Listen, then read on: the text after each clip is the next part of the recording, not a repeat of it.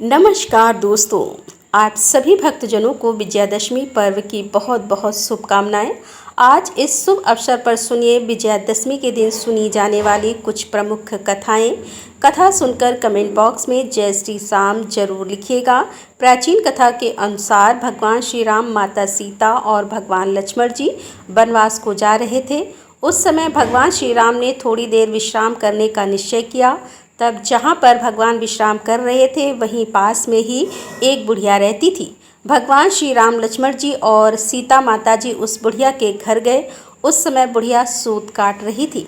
बुढ़िया ने श्री राम, लक्ष्मण जी और माता सीता को आदरपूर्वक स्वागत किया और उन्हें स्नान ध्यान करवाकर भोजन करने के लिए कहा। तो भगवान श्री राम कहने लगे कि माता, मेरा हंस भी तो बहुत भूखा है, इसके लिए पहले मोती ला दो, बाद में मैं भोजन करूँगा।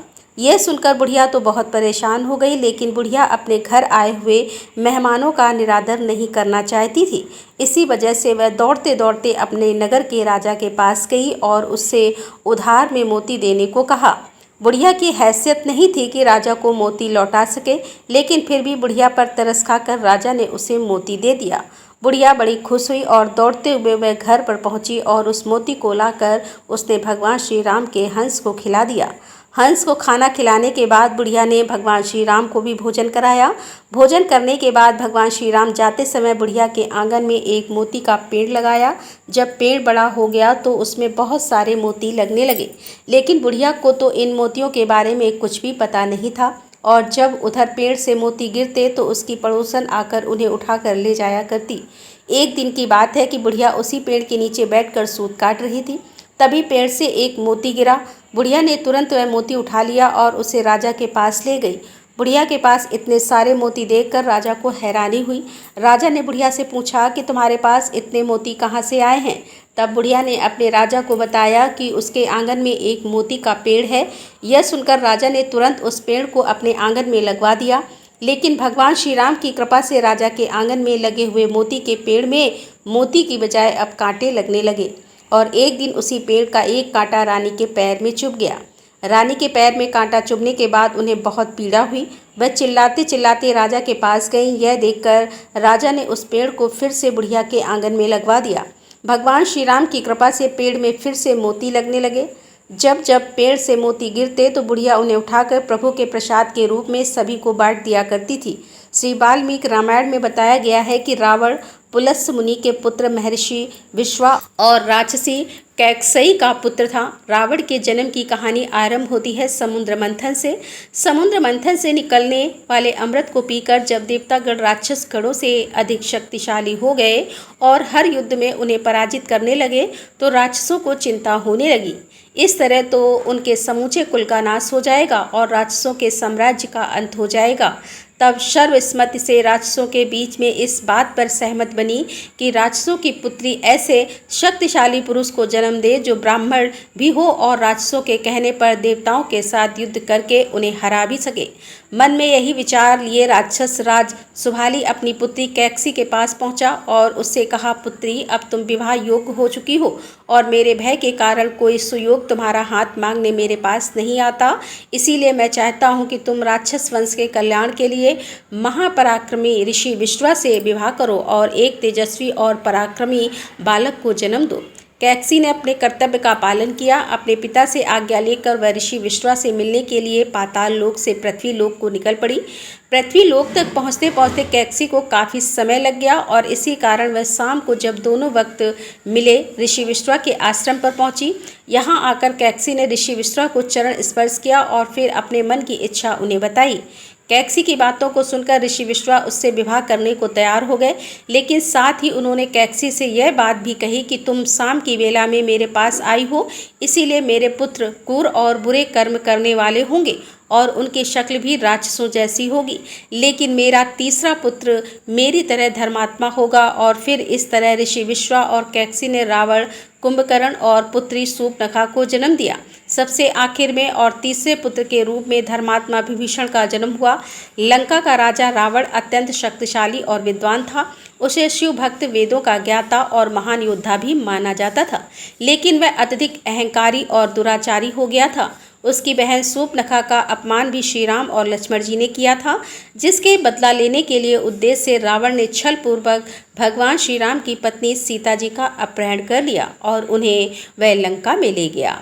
सीता जी को रावण ने अपने महल के बगीचे अशोक वाटिका में रखा, जहां वह उन्हें बार बार अपनी पत्नी बनने के लिए कहता था, लेकिन सीता जी ने इस प्रस्ताव को ठुकरा दिया और केवल श्री राम की प्रतीक्षा की। उधर जब श्री राम जी को सीता जी के अपहरण का पता चला तो वह उन्हें ढूंढने के लिए निकल पड़े।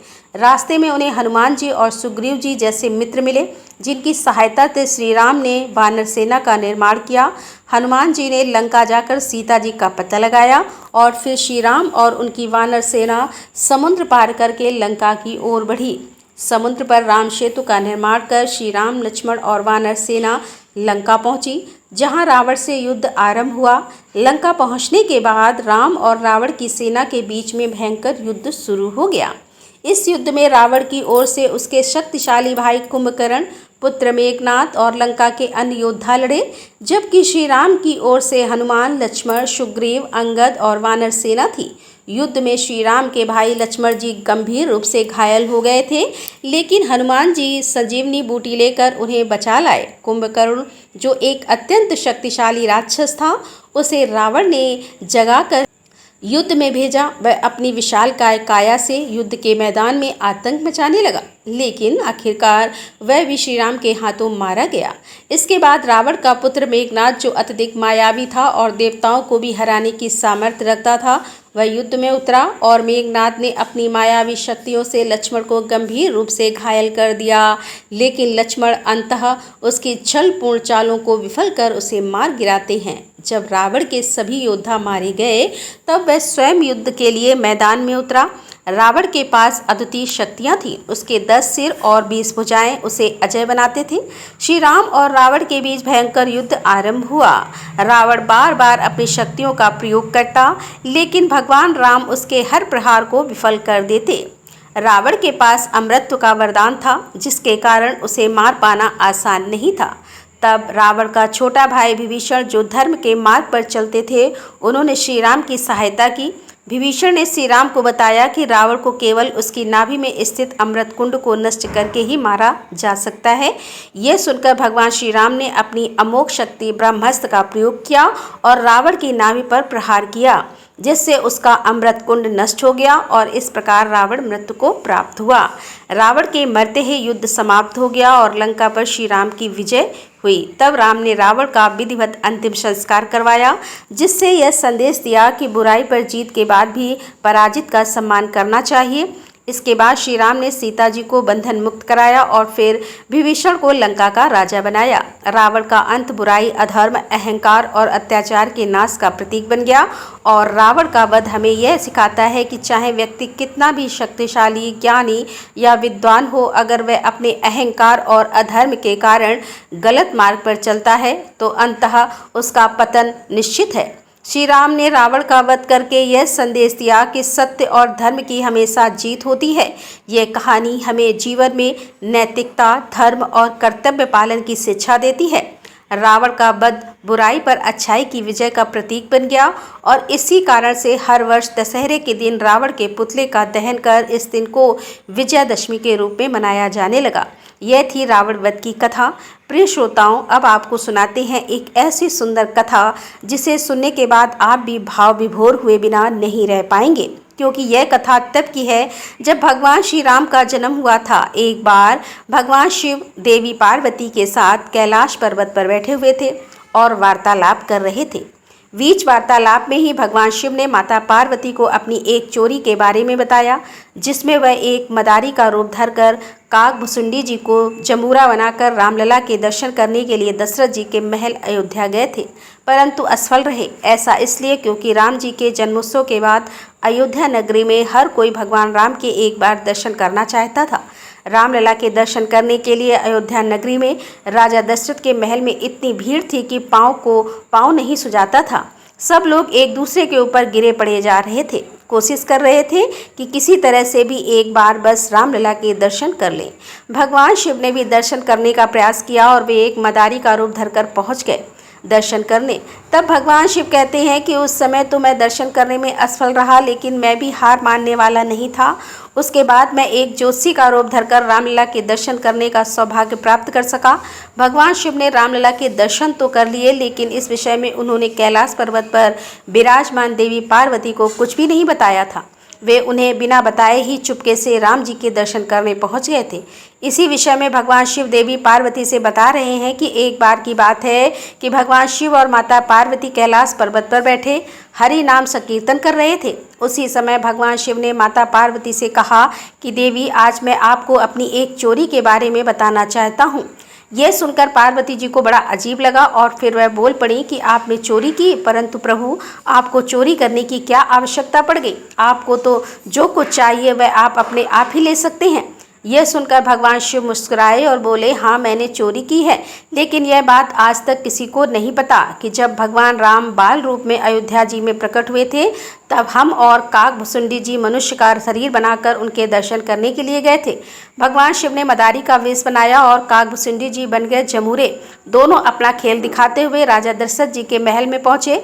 उस समय रामलला पालने में बड़े आनंद के साथ सो रहे थे। शिव जी के डमरू की आवाज़ सुनकर उनकी निंद्रा टूटी और वह शिव जी की समस्त लीलाओं को समझ गए। तब भगवान राम ने भगवान शिव से विनोद करने के लिए डमरू का शोर सुनकर जोर जोर से रोना शुरू कर दिया, जिसे देखकर कौशल्या जी ने सिपाहियों से कहकर मदारी जमुरे के रूप में आए शिव जी और काकभुसुंडी जी को महल से दूर भगा दिया। रात का समय हो गया था। वे दोनों अब तक रामलला के दर्शन करने के लिए प्रतीक्षा कर रहे थे।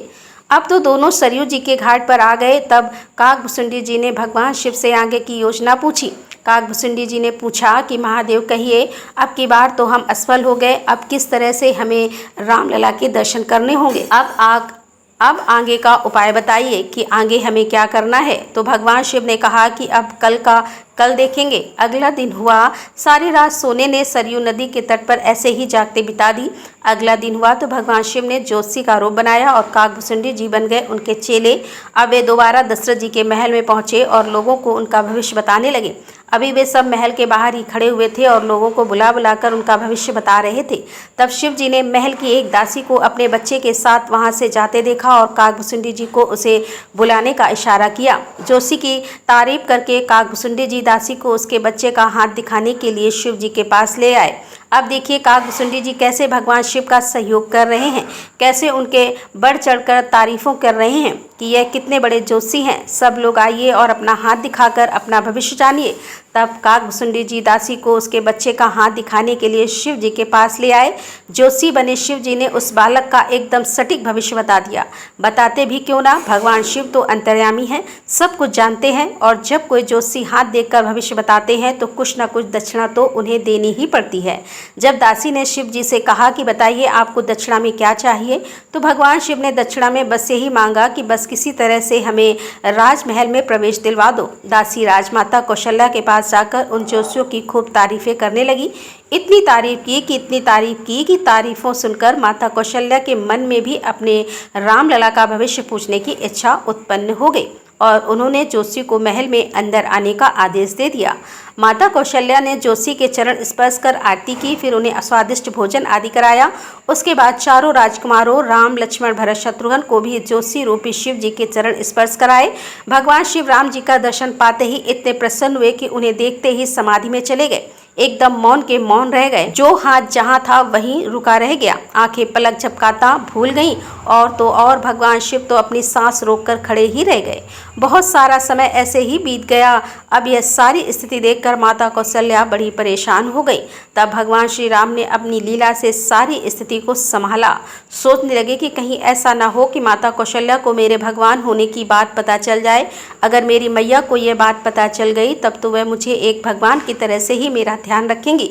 हो सकता है मुझे मंदिर में बिठा दें और फिर मेरी आरती किया करें, मेरी पूजा पाठ किया करें। लेकिन मैंने तो इस पावन अयोध्या नगरी में अवतार ही इसलिए लिया है कि मैं माता कौशल्या की गोद में एक बालक की तरह खेल कूद कर बड़ा हो सकूं, अपनी मैया का खूब स्नेह पाऊं, खूब दुलार कराऊं और कहीं ऐसा ना हो जाए कि भगवान शिव की इस स्थिति से माता को मेरे वास्तविक रूप का पता चल जाए। अब तो मुझे ही कुछ करना होगा, मुझे ही सारी स्थिति को संभालना होगा, नहीं तो भोले भंडारी तो इसी तरह समाधि में लीन रह जाएंगे।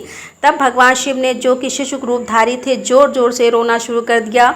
यह देखकर मैया को उनकी बड़ी चिंता हुई। हाथ जोड़कर जोशी महाराज से कहने लगी, जोशी महाराज आप जल्दी से मेरे पुत्र का हाथ देखकर उनका भविष्य बताइए। मेरा लल्ला बहुत देर से भूखा है, मुझे इसे दूध भी पिलाना है। देखो तो जरा मेरा लल्ला कितनी जोर जोर से रो रहा है। आप जल्दी से इनका हाथ देखिए और यहाँ से जाइए।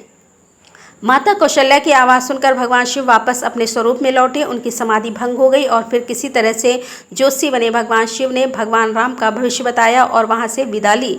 यह समस्त कथा भगवान शिव माता पार्वती को बता रहे हैं। सारी कथा सुनने के बाद माता पार्वती मुस्कुराने लगी, जिसे देखकर भगवान शिव बड़े आश्चर्यचकित हुए और वे देवी से पूछने लगे कि क्या बात है देवी, मैंने आपको बिना बताए लला के दर्शन किए, आप क्रोध करने के बजाय मुस्कुरा रही हैं, क्या कारण है आप मुस्कुरा रही हैं?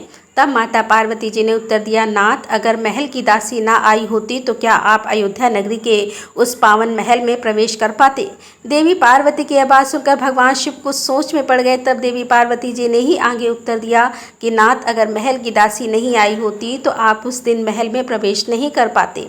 प्रभु क्या आपने अब तक उस दासी को नहीं पहचाना? और ऐसा कहने के साथ ही देवी पार्वती मंद मंद मुस्कुराने लगी। तब भगवान शिव ने सब उनकी ओर देखा तो वे सारा रहस्य जान गए। दरअसल भगवान शिव के रामलला के दर्शन की मनोकामना को पूर्ण करने के लिए माता पार्वती ने ही महल की दासी का रूप धरा था और वे उनसे पहले ही अयोध्या नगरी में पहुंच चुकी थी। एक बार कर्मचंद और धर्मचंद नाम के दो भाई थे। धर्मचंद भगवत भक्त थे और करमचंद विषय पुरुष था, शराब आदि का सेवन किया करता था। बड़े भाई धर्मचंद संतों से निवेदन करके उनको घर लाते, उनकी आरती करते और प्रसाद खिलाते। यह सब देखकर करमचंद संतों को गाली दिया करता क्योंकि वह दुष्ट स्वभाव का था। अब बड़े भाई ने सोचा कि इस दुष्ट का कैसे कल्याण होगा, क्योंकि संतों को गालियां देने से तो दुर्गति पक्की है। फिर एक बार अयोध्या के संतों की मंडली उनके वहां से निकली। धर्मचंद जी ने सुना तो सम्मान सहित उनको अपने यहाँ बुलाया, फिर उनकी आरती उतारी और प्रसाद ग्रहण कराया। इतने में ही शराब पीकर करमचंद वहां आया और उन सबको गालियां देने लगा। उसका कमरा ऊपर था, वह सबको गालियां देते हुए अपने कमरे में चला गया। संतों ने धर्मचंद जी से कहा कि आप तो हमें आदरपूर्वक लाए थे, लेकिन यह कौन है? धर्मचंद जी ने कहा, महाराज जी क्षमा करें, यह मेरा छोटा भाई है, गलत संगति के कारण इसकी ऐसी दुर्दशा हो गई है। उन्होंने पूछा, महाराज क्या इसका कल्याण हो सकता है? संतों ने कहा, क्यों नहीं, पक्का हो जाएगा, आप चिंता मत करो। उनमें से एक संत हष्टपुष्ट थे। अब वो ऊपर करमचंद के कमरे में गए। बाहर से दरवाजा खटखटाया तो करमचंद ने दरवाजा खोला। संत भगवान समझ गए कि यहाँ विनय से बात नहीं चलेगी, तो उन्होंने पहले तो करमचंद को नीचे गिराया और फिर उसकी छाती पर चढ़कर बैठ गए। फिर संत ने कहा, राम बोल। करमचंद ने कहा, नहीं बोलूँगा। संत ने कहा, अगर राम नहीं बोला तो मैं तुम्हारा गला दबा दूंगा, यहाँ कोई तुम्हें बचाने वाला नहीं है, बोल राम। काफ़ी देर विचार करने के बाद करमचंद ने सोचा कि अब बचने का कोई और उपाय नहीं है, तो बचने के लिए उसने कहा, राम राम। सुनते ही संत महाराज जी उसके ऊपर से हट गए और बोले, बेटा इस नाम की कीमत कभी मत लेना, इसे बेचना मत। और कुछ दिन बाद सारे कर्मों का फल करमचंद को मिला। जो कुछ भी आज तक उसने किया उस कर्म के कारण उसे जानलेवा रोग हुआ और उसकी मृत्यु हो गई। अब करमचंद यमराज जी के दरबार में पहुंचा। यमराज जी ने जब उसका लेखा जोखा देखा तो उसके खाते में तो केवल पाप ही पाप लिखे थे। बस 2 बार उसने किया संत की कृपा से राम बोला था। यमराज जी ने कहा कि राम नाम जपना ही एकमात्र पुण्य है, तुम्हारा क्या लोगे इस राम नाम के बदले में? करमचंद को संत महाराज की संगत के कारण उनकी बात याद रही, जिन्होंने कहा था कि बेटा इस राम नाम के फल को बेचना नहीं। तो करमचंद ने पूछा कि पहले तो हमें कीमत बताइए इस 2 बार राम नाम जपने की। अब यमराज जी फंस गए। सोचने लगे कि भगवान के नाम की कीमत लगाने से तो बड़ा भारी अपराध बन जाएगा। तो उन्होंने थोड़ी देर विचार किया, फिर सोचने लगे कि क्यों ना देवराज इंद्र से सलाह ली जाए। अब यमराज जी ने देवराज इंद्र को बुलाया और उन्हें सारा हाल सुनाया। तब देवराज इंद्र ने कहा कि इसका निर्णय तो मैं भी नहीं कर सकता, इसका निर्णय तो केवल ब्रह्मा जी ही कर सकते हैं। करमचंद बहुत चतुर था, उसको भी अब नाम की महिमा समझ आने लगी थी। उसने कहा, यह भयंकर रूप वाले यमदूत मेरे सामने से हटा दिए जाएं और जहाँ भी तुम्हें मुझे ले जाना हो मैं पैदल नहीं चलूँगा, मेरे लिए पालकी बुलाई जाए। देवराजेंद्र और यमराज जी ने करमचंद को पालकी में बिठाया और ब्रह्मलोक ले गए। सारा वृतांत जानकर ब्रह्मा जी ने पूछा कि क्या पुण्य है इस जीवात्मा का कि आप दोनों स्वयं इसे पालकी में बिठा कर लाए हैं। तब यमराज जी ने कहा कि यह तो महान पापी है, पर इसने 2 बार राम राम बोला और अब बोल रहा है कि उसकी कीमत बताओ। ब्रह्मा जी भी सर खुजलाने लगे, क्योंकि राम नाम की कीमत तो वह भी भला कैसे बता दें। तब ब्रह्मा जी ने कहा, राम नाम की महिमा को भगवान शिव जानते हैं। हम सब कैलाश चलते हैं और शिव जी से ही नाम की महिमा सुनते हैं। अब वह पापी जीवात्मा ब्रह्मलोक से सुख प्राप्त करके बहुत ही प्रसन्न था। अब सभी लोग भगवान महादेव जी के धाम कैलाश पर्वत पर पहुँचे और भगवान शंकर के दर्शन करते ही जीवात्मा को तो परम आनंद महसूस हुआ और उसके सारे पाप नष्ट हो गए। अब भगवान शिव ने पूछा कि आप सबका कैसे आगमन हुआ। तब यमराज जी ने कहा कि प्रभु, इस जीवात्मा ने 2 बार राम राम जपा है और अब उसकी कीमत पूछ रहा है। हम आपसे राम नाम की कीमत पूछने आए हैं। शिव जी ने कहा कि राम कहकर मैं हलाहल विष को पी गया और माँ कहकर उसको अपने कंठ में रोक लिया। मैं भी दिन रात राम नाम ही जपता हूँ और इसी राम नाम से काशी से मरे हुए जीवों को मोक्ष प्रदान करता हूँ, पर राम नाम की कीमत बताने की तो मेरी सामर्थ्य भी नहीं है। उन्होंने बोला, सीधे साकेत धाम चला जाए और सीधे श्री राम जी से ही इसके विषय में पूछा जाए। अब तो जीवात्मा को बड़ा आनंद हुआ। सभी लोग जीवात्मा को दूल्हे की तरह पालकी में बिठाकर साकेत धाम पहुँचे। तब भगवान श्री राम जी ने पूछा, कैसे आगमन हुआ। यमराज जी ने बताया कि प्रभु, यह जीवात्मा बड़ा पापी है, लेकिन इसने आपके एक प्रेमी महात्मा के कहने पर 2 बार राम राम जपा है और अब यह उसकी कीमत पूछ रहा है। तब भगवान श्री राम ने कहा, इसको मेरी गोद में बिठाओ। भगवान श्री राम ने उस जीवात्मा को अपनी गोद में बिठाया और उसको दुलार करते हुए कहा कि कीमत तो मैं भी नहीं बता सकता, पर महिमा आप स्वयं देख लो। यह पापी होते हुए भी मेरी गोद में बैठा है।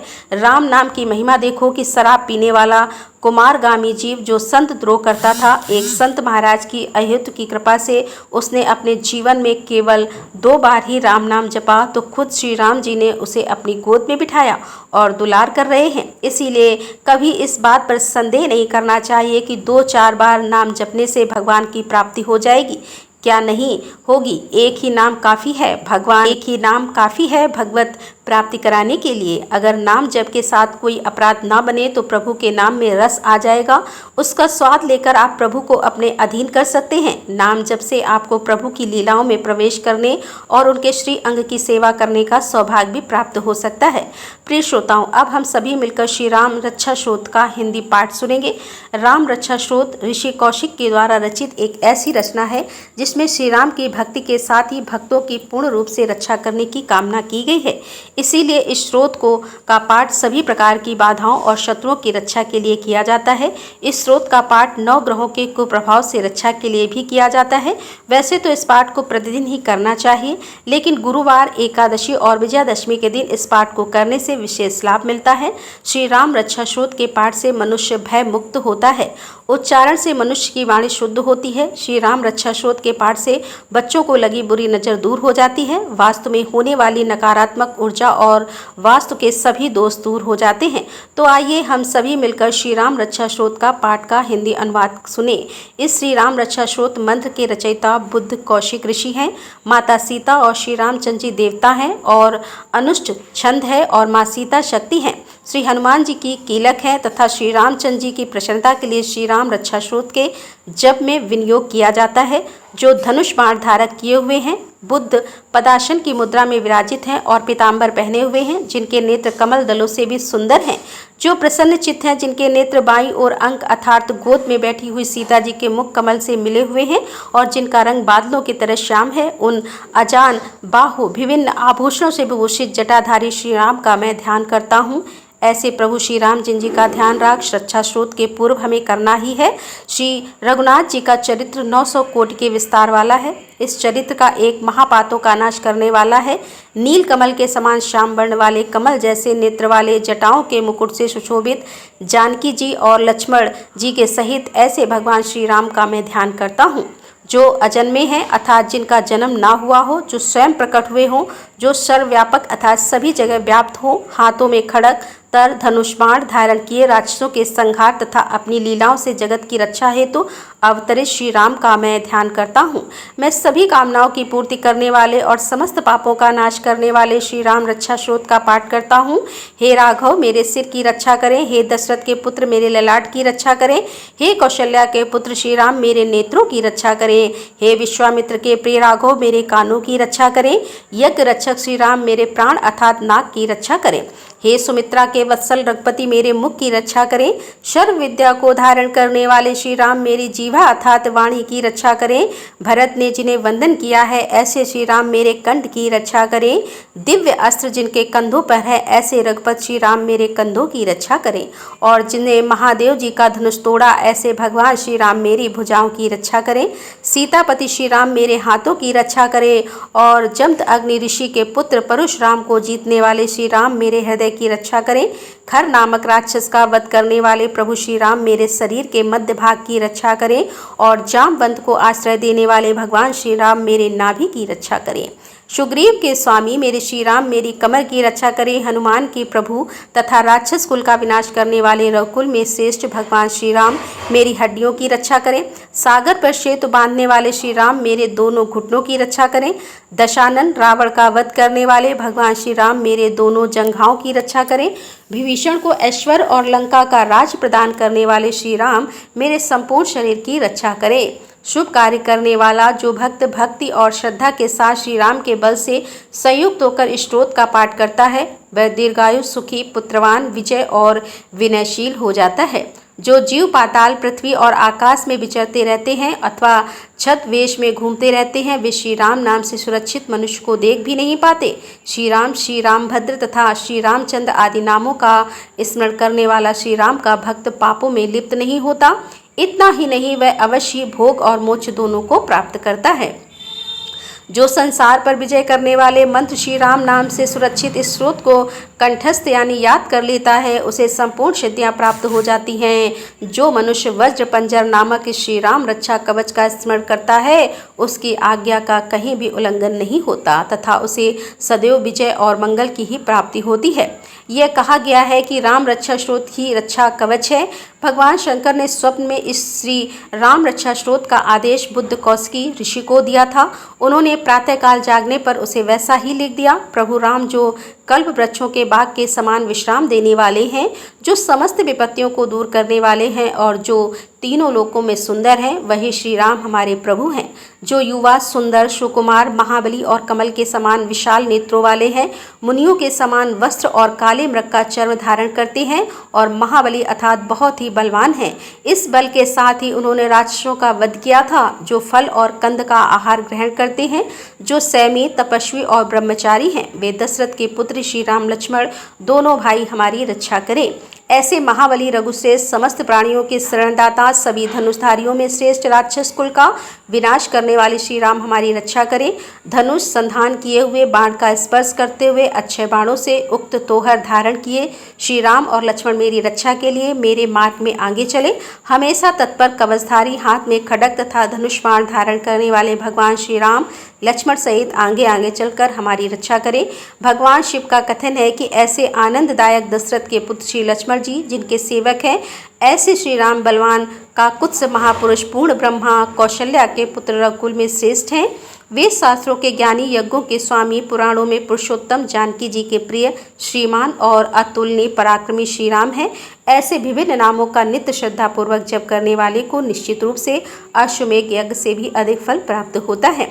दुर्वादल के समान श्याम वर्ण कमल नयन एवं पीताम्बरधारी श्री राम के उपरोक्त दिव्य नामों से स्तुति करने वाला संसार चक्र में नहीं पड़ता बल्कि जन्म मृत्यु के बंधनों से ही मुक्त हो जाता है। लक्ष्मण जी के बड़े बंधु प्रभु राम श्री रघुकुल में श्रेष्ठ हैं। सीता जी के पति सुंदर हैं तथा करुणा के सागर हैं और जिनके पास सभी सद्गुण वास करते हैं, जिनको ब्राह्मण प्रिय हैं, जो धार्मिक वृत्ति के हैं, वे राजशेश्वर से भी राम सत्य निष्ठा हैं। दशरथ के पुत्र श्री राम जिनका वर्ण श्यामल है, जिनकी शांत मूर्ति लोगों को परम आनंद देने वाली है। रावण जिनका शत्रु ऐसे प्रभु राम हैं, जिन्होंने रघुकुल में जन्म लिया, ऐसे प्रभु श्री राम को मैं वंदन करता हूँ।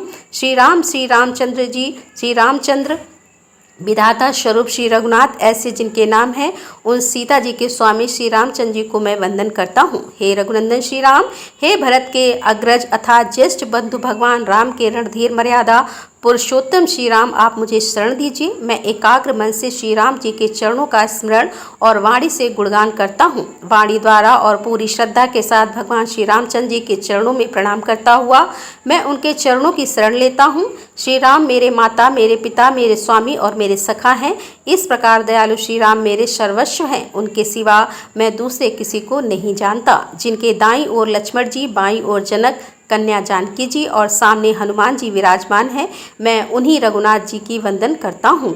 मैं संपूर्ण लोकों में सुंदर तथा रण कीड़ा में घीर कमल नेत्र रघुवंशी नायक करुणा की मूर्ति और करुणा के भंडार रूपी श्री राम की शरण में हूँ, जिनकी गति मन के समान और वेग वायु के समान अत्यंत तेज है, जो परम जितेंद्र एवं बुद्धिमानों में श्रेष्ठ है। मैं उन पवन नंदन वानर सेना के प्रमुख श्री रामदूत हनुमान जी की भी शरण में जाता हूँ। मैं कविता में डाली पर बैठकर मधुर अक्षरों वाले राम राम के मधुर नाम को गूंजते हुए वाल्मीकि रूपी कोयल की वंदना करता हूँ। मैं इस संसार के प्रिय एवं सुंदर उन भगवान राम को बार बार नमन करता हूँ, जो सभी आपदाओं को दूर करने वाले तथा सुख संपत्ति प्रदान करने वाले हैं।